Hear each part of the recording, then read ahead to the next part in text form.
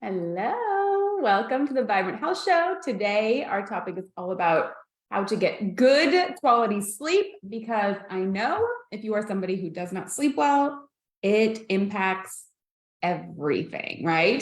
So let me give everyone a couple minutes to jump on. I'm going to tag everyone here. If you are on live, if you are watching the replay or listening after, feel free to continue to ask questions. I will come back and answer any of those. I'm going to just tag right now, and then we'll get started. Okay. Sleep. This was one of the things I struggled with so much early on in my health struggles. And if you are someone who struggles with sleep, you will agree that it makes everything feel worse, right? Your mood is worse, your energy is worse, your brain function is worse. In fact, they've done tons of studies on the benefits of sleep and also what happens if you don't get enough sleep. So it's been shown that 87% reduction in anxiety and depression when people got adequate sleep. Like, that's a big deal. They also have done studies on some really intense people, snipers and different military personnel, on their ability to focus when they get sleep. And with every hour less of sleep they got, for snipers, their accuracy would go down over 10%. So if they were 99% accurate on 8 hours of sleep, by the time they got down to 5 or 6 hours of sleep, they were almost at 50-50 for their accuracy. Like, really, it affects the way we can function, the way we can show up. And maybe you're not a sniper, but you got things to do, right? Like, you have families, we have jobs, we have things that require us to show up and be alert and be on point. And if you are not sleeping, that stuff is not happening. So this is something I love to teach about, because a lot of your symptoms will lessen if you can just get good quality sleep, but a lot of people don't. So we'll talk all about that and what you can do. And there's several different reasons for it, but for most people, it boils down to the three things we're going to talk about today. Now, there are definitely some other health reasons, and there's some pattern things, and there's always extenuating circumstances, but truly, for most of the women that I work with, if we tackle these three things, it gets a whole lot better. So let me teach you what those are, teach you what to do about them. As always, I'll give you high-level education and also practical things you can leave with today to start implementing immediately to get better sleep. So let's dive in. So first off, we know, again, sleep affects everything: concentration, mood, but sleep is also really important for your immune system. Our immune system gets strengthened with proper sleep. And weight loss. There is an inverse relationship. The less sleep you get, the more pounds you gain across the board. They've done many studies on this. The less sleep you get, the more pounds per year you gain, because it doesn't allow you to be an effective fat burner. So if you're struggling with weight loss or weight plateaus, getting sleep is going to be helpful for that. So many things that we need sleep for. It helps regenerate our nervous system. Organ systems turn on while we sleep so that they can heal. So if you're not sleeping enough or deep enough, you're missing out on all of that. So number one, what does proper sleep look like? For a lot of people, you might be sleeping, but maybe you're just not getting enough sleep, especially for women. And this is sometimes people will message me after the fact, like, oh man, I didn't realize that I was supposed to be getting that much sleep. For women, I always recommend 8 hours of sleep per night, minimum 8 hours. How many of you guys are actually getting a full 8 hours of sleep almost every single night? Most people are averaging 6, maybe 7. Men and women, our physiologies are different. Men can run on a little bit less sleep than women. But for our balance, for the amount of work that our nervous system needs to do at night, I highly recommend you're aiming for 8 hours of sleep every single night. And some women, if you run on more energy, you might require 9. And that's just what it takes for your body to be fully functional. Now, some of you are thinking, holy crap, how do you do that, right? We're going to talk about that, how we make that a reality, because you will feel so much better. So I want your goal to be aiming for 8 hours of sleep. Another goal to be ideally 2 of those hours before midnight, right? So who are the night owls, staying up too late, you're not getting to bed till 12 or 1, you are missing large chunks of your reparative sleep if you are not going to bed before midnight. So we're going to talk about sleep hygiene and all the tricks and tips you can do to fall asleep earlier. But the goal should be going to bed around 10, if that's doable for you, right? Some people have jobs or night shifts and those types of things. But the best you can have control over it You want to go to bed around 10, 2 hours of sleep before midnight. You want to aim for 8 hours of sleep per night. And ideally, you want to stay in the same sleep and wake pattern every day of the week, which means the same time you go to bed should be the same time you wake up on work days or the weekends. If you shift so much, if you have to get up really early for work on the weekdays, and then you're sleeping until 10 or 11 on the weekend, you're destroying your sleep and wake cycles. Your body doesn't know what to expect, so it's never going to fall into a good rhythm. So as close as you can, trying to go to bed at the same time and wake up on the same time. Now, if it deviates an hour or so, you want to sleep in a little bit longer on the weekends, not a big deal, but no large shifts in the time you go to bed and the time you wake up on a consistent basis, right? This is not the 1 or 2 times it doesn't happen. This is consistently as best as you can. So those 3 things are what I call a really good sleep pattern. At least 8 hours, 10 o'clock bedtime, and making sure that you're staying on your same sleep and wake patterns. But now let's talk about, what if you're the person who can't do that? You can't fall asleep. You keep waking up. You're not getting enough sleep. You've been averaging 6 hours of sleep for the last decade because you're just not a good sleeper. I hear that so often. Like, I just don't sleep well. I lay there, I get up, I feel like I can't stay in bed. I don't get the rest, even when I want to, and even when I'm tired, right? That happens so often for women. So that's what we're going to go through today. It boils down to 3 main things. What's going on with your cortisol, your stress, and your adrenals, your light cycles, we're going to talk about that, and then not having the right bedtime routine. Those 3 things, if you can address those 3 things, I guarantee you will at least see improvement, right? Maybe not a miracle, but for some of you, yes, just doing this, you will notice a miraculous difference. But at bare minimum, you'll see improvement in the amount of sleep and how rested you feel in the morning if you start following these recommendations. So let's start first. There's lots to go over today. Let's start first based on the light and wake cycles. So your brain, your pineal gland in particular, releases your melatonin. It's responsible for having those sleep and wake cycles, and it talks directly to your adrenal glands. Well, historically, before we had lights, before we had alarm clocks, what was the thing we used to know when to wake up and when to go to sleep, right? Like, who knows this answer? What did we use? We used the sunlight. We used the daylight. Even though our environment has changed dramatically, our physiology is still programmed the same way it was 100 years ago, 200 years ago, 500 years ago, before we had all this technology. And if you can recreate even just that pattern, you're going to see an improvement in your sleep patterns. So what we want to try and recreate, number 1, you want to get direct sunlight as early in the morning as you can. And direct sunlight means not through a window, no sunglasses on, and you really want the direct sun in. You want your eyes to get the direct sun. That is going to stimulate your brain. Okay, it's time to wake up. This is the light that wakes us up. That brighter, kind of more, technically it's a bluer light, but that brighter light turns our brain on, turns those centers on, gets you ready for the day. But so many of us go from waking up, we get ready in the house, we get in a car, we get to work, we're in a room. Do you spend, here's the key, 20 minutes a day in the morning in the waking sun hours, 20 minutes, no sunglasses, no window, out in the light? Now, again, this might not be doable every single day, but the more often you can do it, we're going to stimulate our natural innate patterns, and you're going to get more energy through the day, right? Because it turns all the systems on that you want, and it's going to help your body know when it's time to wind down. So the first part of recreating that pattern is direct sunlight as best as you can every morning in the early phases, right? Ideally before 9 or 10 a.m. You want to get out in the morning sun because you get a different spectrum of light at that time. And then your brain knows it's time to go to bed when it starts to get dark, right? So now, because of technology, there are times there is no darkness or even dimming of light for you until you physically turn off the lights to go to bed. Your brain had no idea that sleep was coming, right? So you didn't get that wake sun in the morning. Your brain didn't see the darkness start to come in and start releasing melatonin and start getting you ready for bed because you have all of this light around you. So ways that we can minimize and reduce that light to start training your brain that it's time to calm down to go to sleep. Super easy things.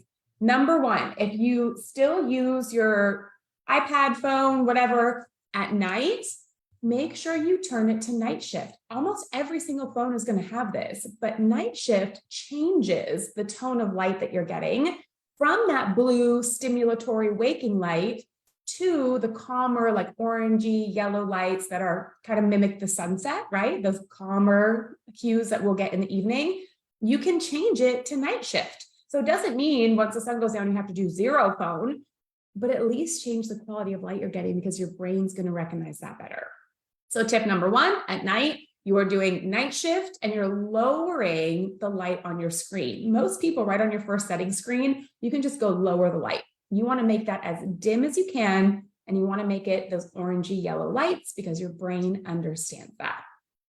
Number two, stop overhead lights after the sun goes down. So in my house, I have lamps everywhere because once the sun goes down, I don't want the bright overhead lights. My brain still thinks it's daytime. We stop using the overhead lights and I'll turn on the softer lamps because then for several hours in the evening before I go to bed, my brain is saying, oh, it's getting darker, right? We don't have that bright light. I'm not getting that stimulation. So just changing the quality of light or the type of light that you have around you from usually about 8:30. After that, I don't put on any bright lights. It's only just lamps, only calming shades of lamp or light. Again, we're training the brain. I know we have all this wonderful technology and that's great, but you can use it to your advantage as long as you know what to do. So as soon as the sun starts to set, trying not to use your big overhead lights. And then you do want to minimize or completely stop screens about an hour before bed because you really don't want any stimulation. But trying to get the morning sunlight, 20 minutes if you can, direct light to your eyes. Then you want to get your lighter, calmer, softer hues of light while the sun starts to set outside. You want to recreate that in your internal environment so that your brain starts to realize it's bedtime. And making sure you're minimizing screens at least an hour before bed, ideally doing no screens before bed will help tremendously. And those are such simple things that any single person can do. But if you really think about it, your last 2 hours before bed, are you being mindful about what kind of light you're being exposed to? Maybe you are someone who already does blue light blocking glasses. That's great. But did you think about your lights in your home, the lights that you're being exposed to? Make those additional tweaks, and that alone, you're going to start seeing some benefit. So that's super easy. That's number one. Number two, we're going to go through your sleep hygiene routine because sleep has a lot to do with routine. If you have kids, when they were little, what did you do with them every night before bed? You had a bedtime routine, right? We let them wind down. We did the similar things every night. So they knew we were getting closer to bedtime. Inside, you weren't watching it or you couldn't see it happen, but their brain was getting ready for bed. They were starting to release all the beautiful sleep chemicals, but we get out of that pattern. Most of us are go, go, go all day long that we barely shut down. We're flying into bed and then we wonder why we can't fall asleep, or we fall asleep right away, but we wake up several hours later and can't get a good deep sleep. You don't have an unwinding routine, right? And maybe a couple of you do, but most people that I asked, do you have a good unwinding bedtime routine? The answer is no. And I think that's a huge thing that we're all missing that is going to be not only a big part of your self-care, like giving yourself 20 to 30 minutes that you just take care of you before bed, but allowing your nervous system to calm down. For majority of you who have sleep issues, that is the problem. Your nervous system is always on worry mode. It's always on go, go, go mode. It's always on busyness mode. And you have not given it time specifically and consistently to unwind. In fact, it's a lot like if you guys have ever heard the like Pavlov and his dogs, right? You can train this sound makes this response. Sleep is the same way. If you use a similar routine every night, that routine is going to say sleep to your brain and your body, and you are going to fall asleep and stay asleep a whole lot better. So I'm going to take you through my checklist of what my sleep hygiene routine consists of. And I highly encourage you to take ideas from this, but adapt it to your own, right? If there's something else you like better, add that. I'm going to give you the ideas and kind of the things I look for to make sure I'm doing these things before bed to really make a routine and create an environment that's going to foster deep, restful, restorative sleep, which is what most of you guys are missing, right? So I'm going to go through my list. Number one, we already talked about, stay in a similar rhythm. Your bedtime should not fluctuate dramatically every night, as best as you possibly can, right? If your work schedule or family schedule doesn't allow for that, don't freak out. You can still do all the other things. But if you have the ability to stay in a consistent routine, that is a huge step in the right direction. Number two, don't eat for 2 to 4 hours before bed. 4 hours for some of you, if you have dinner times that are later, might be a little bit hard. Minimum 2 hours before bed. That, I just had a lady I spoke with last week, and she was still struggling with staying asleep deeply. I put her on a little bit tighter of an intermittent fasting window and had her finish eating at least 2 hours before bed. And just that one tweak, she's sleeping through the night again. It makes a very big difference. Don't stimulate your digestion. Don't increase your blood sugars right before bed. Don't snack before bed. Have dinner at a reasonable time, 6 or 7, and then ideally try not to eat again after that. But if you are a snacker, 2 hours before bed minimum. No eating, no snacking, and drinking minimal amounts of water so that you don't have to get up all night long and pee. But stopping your eating window 2 hours before bed is going to help you fall asleep faster and stay asleep longer. Be in a very dark room, right? So when you're getting ready for bed, and this is part of your bedtime routine, right? You're going to stop eating, you're going to get in the room about the same time, and then you're going to create what I call my sleep cave. You're going to go around and you're going to make sure all the windows are dark, right? Do you need darker curtains? Do you need something to help you block the light? You want to make sure the room is dark, and you want to make sure the room is cool. So I actually turn down, if we're doing a heater or AC, depending what time of year it is, but turn it down to 70 or less. That's the environment you want to sleep in. In fact, a lot of the research shows that mid-60s is where we get our deepest sleep, but a lot of people, that's hard for you to jump right to that if you haven't cooled your room before. But you do not want a warm room. You do not want a hot room. You want a cool room, 70 degrees or less, kind of between that 65 and 70 is going to be the range that you're looking for. So you're going to bed about the same time, you've stopped eating, you've had your calming light in the rest of your house for a couple of hours, you've minimized your screens, you walk in your room, you're creating your cave, right? Make it dark, make it cool, make it ready. And then you're going to start whatever your unwind routine is. For me, there's a couple of things that I do every single night.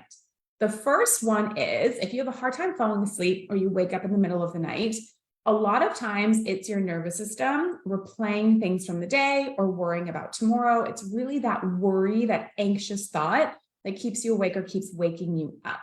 So something I do every single day is whatever I've been thinking about or focusing on or happened that day, anything that's stuck in my brain, I give myself the chance to get it out of my brain and on paper every single day. Now, this is not you just thinking on your hamster wheel in your head about everything you're worried about. The power comes when you get it out of your head and onto paper. So I journal every single night before bed. Some days, if it was a calm day, it might just be 1 or 2 things like, hey, remember to get dog food tomorrow, or something that I know I'm just thinking about. Sometimes it's as simple as that. Sometimes it's a conversation that bothered me and I'm still replaying it in my head. Sometimes it's something about tomorrow that I'm thinking about or I'm worried about. Sometimes it's a longer problem that we've been working through and I know I'm going to be worried about it. Anything, little or huge, I write down and I give it space to get out of my brain.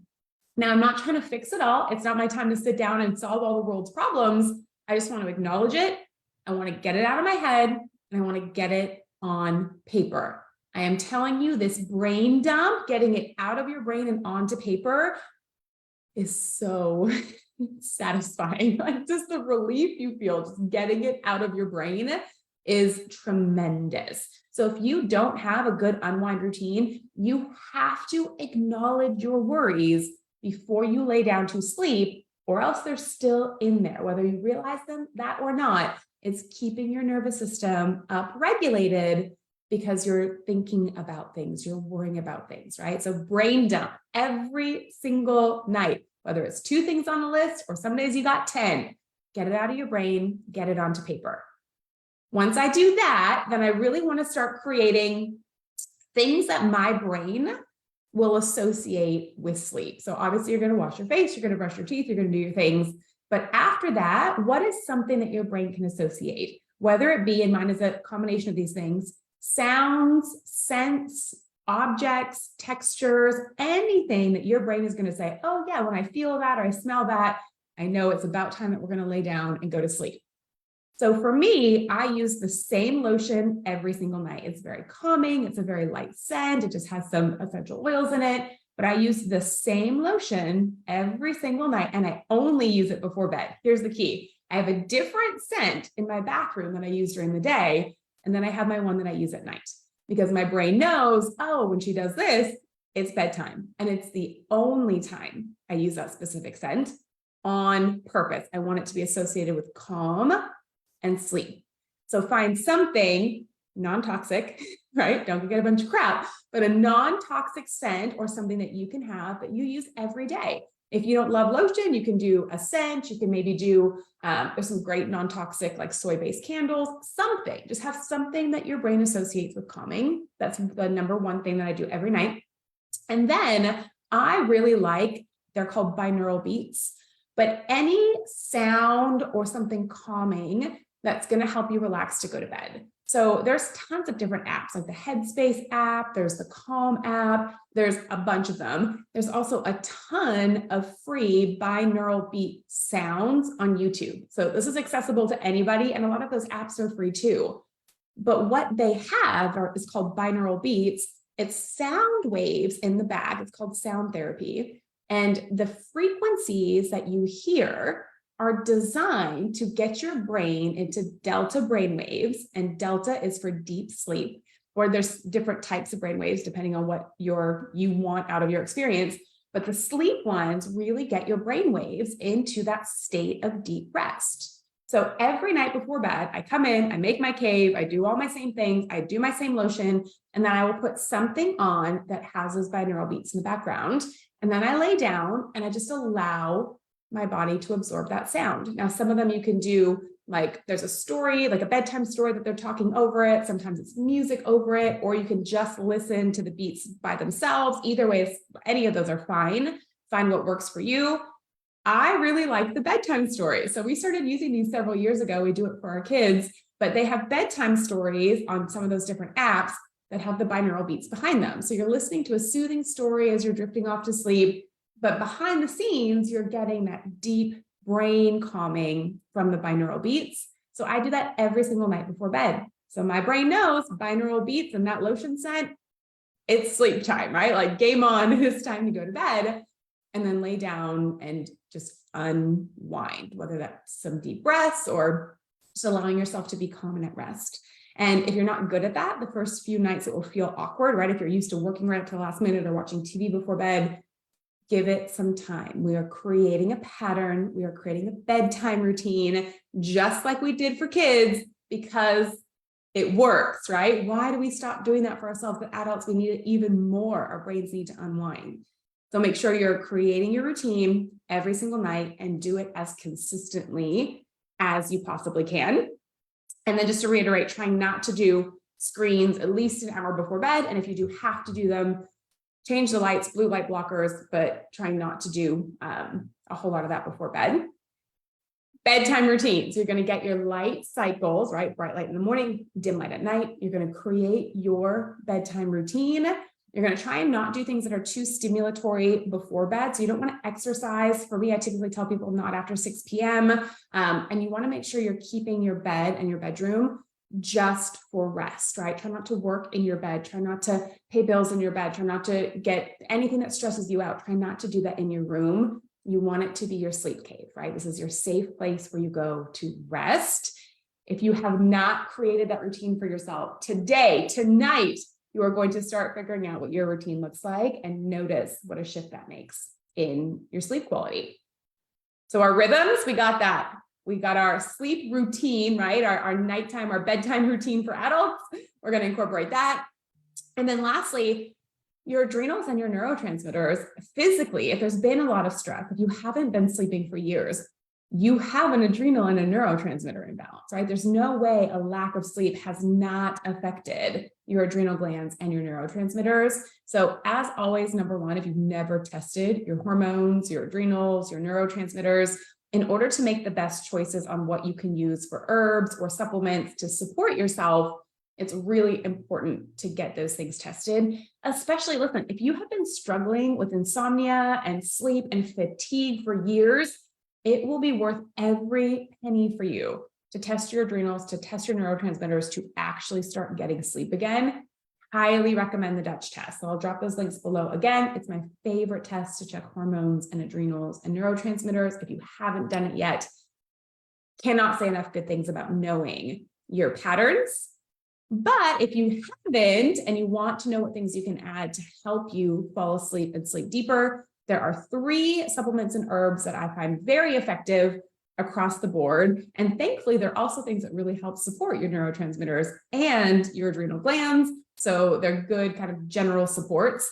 The difference would be, and I talk about these 3 things often, but if you're using them specifically for sleep, up to this point, I've taught them mostly for anxiety, mood issues, adrenal issues, and I'll typically recommend taking them earlier in the day or midday to help calm your stress, your anxiousness, to give you some support through the day.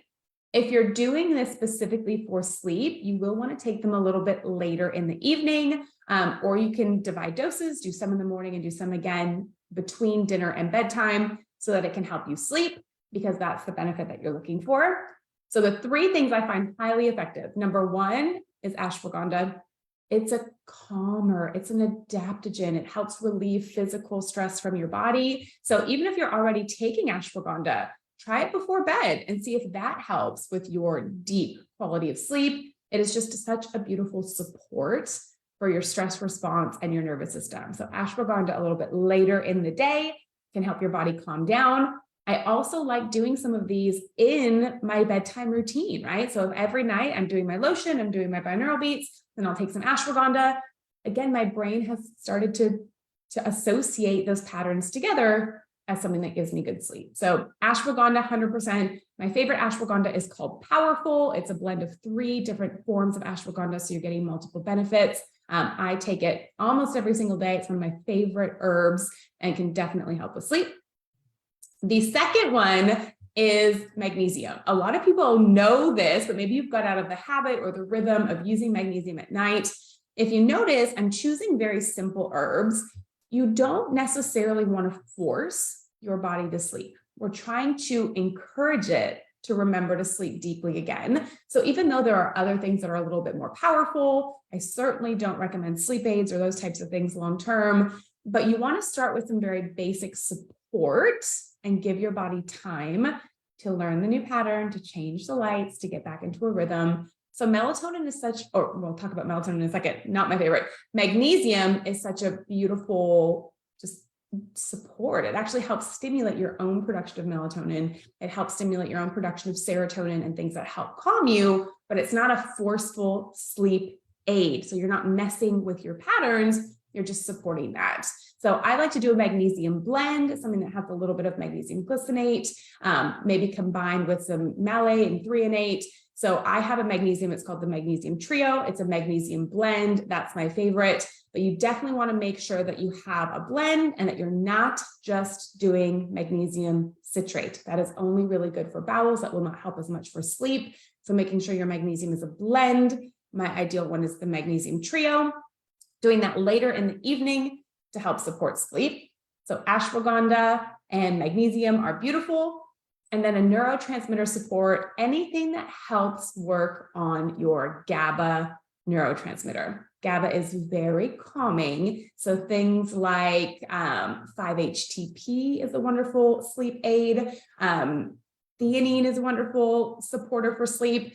I don't always do straight GABA. I like your body to have to kind of learn to do things on its own. There are times I would use some straight GABA if someone's having a really hard time falling asleep. But something that has a blend of L-theanine, 5-HTP, other things that are going to be supportive for your sleep would be a really great addition. The one that I use for that is called Joyful, because it has a nice blend of all of those neurotransmitter supports to help calm your brain before bed. So magnesium, ashwagandha, and something to support your neurotransmitters like 5-HTP and L-theanine to help really get good natural GABA production in your brain. Those would be great things that you can add before bed as well. Let's talk about two I hear a lot about that are not my preferred choices, and I'll tell you why. People ask about melatonin all the time, and not that it has its benefits, time and place, but it also has other effects in the body that if you're not aware of what your patterns look like, it might not be the best choice for you. So both melatonin, and there's another herb you've probably heard people mention called passion flower. They are good for sleep because they are calming, but they also have a pretty large impact on estrogen. So if you're already estrogen deficient, or you have some abnormal pathways where we're not converting hormones appropriately, sometimes you can actually interfere with your estrogens if you're taking melatonin and passion flower, especially if you're taking it every day. Short term, once a month, a night that you didn't sleep very well, not a big deal. But if you're taking something consistently, melatonin and passion flower would not be my choices ongoing.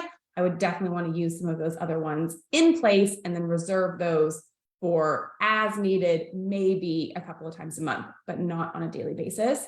Also, it can really wear out your body's ability to produce its own melatonin. If you take it a lot, the body will get lazy and it will stop making it, which is also why I like blends. I like switching things around, especially when melatonin is a potent supplement. You want to be careful with how long you take that for. So short-term use is fine. Daily, I would switch over and try some of the other ashwagandha or magnesium or 5-HTP in place and see if you can get a similar response from that. So be careful with that. Again, it's not horrible for you, but long-term use, you could definitely see some changes there. Okay, I'll come back and get any questions that I didn't get to. Lastly, I just want to mention a couple of kind of odd things that you might resonate with. If you are somebody who falls asleep decently and then you wake up at the same time every night, the time you wake up can say a lot about what's going on. So different organ systems in our body turn on throughout the night to do their work. So if you wake up at the same time every night, a lot of times we're really having dysfunction in that organ system. The most common one is that 2 a.m. waking. So like I fall asleep, but I wake up at 2 and I'm up for a couple of hours. I can't fall asleep, and it happens a lot. If you are that person, the organ systems that turn on around 2 a.m. are your liver and your gallbladder. So if consistently that is your time, I highly recommend before bed doing something to support your liver and your gallbladder. So we have a liver gallbladder complex if you want to take a supplement, or you could do dandelion root tea is wonderful for liver support. Milk thistle is incredibly helpful for liver support.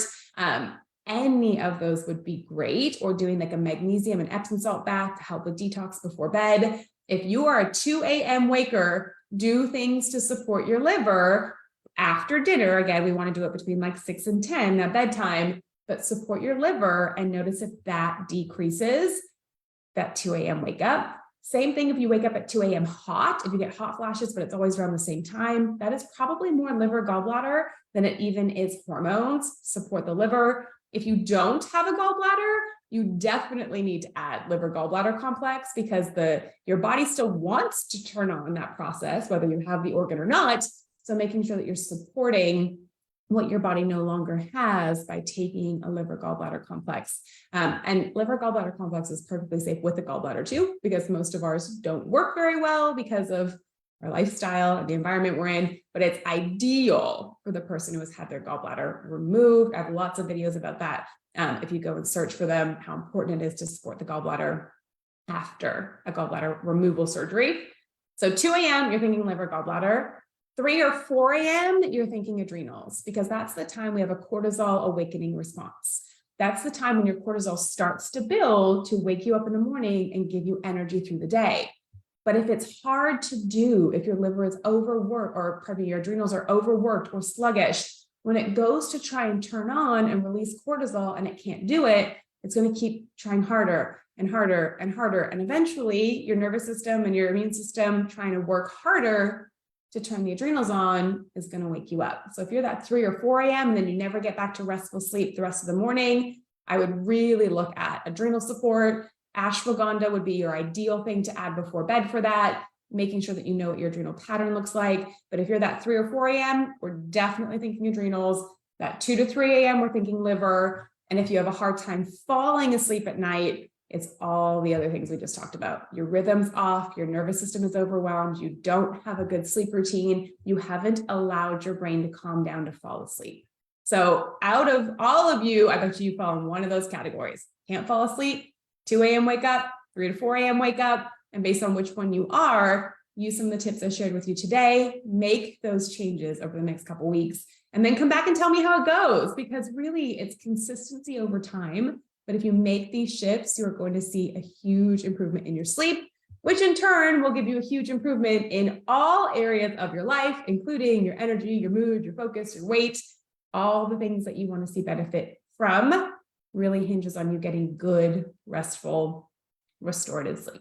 So hope that helped you. Send this to somebody who's struggling with sleep. I know it's miserable when you can't sleep and you feel like you're not rested. So if you know somebody who's struggling with that, pass this along. Thank you guys so much for being here with me, and I'll come back and check on questions, whether you're watching live or on the replay, and we'll see you soon.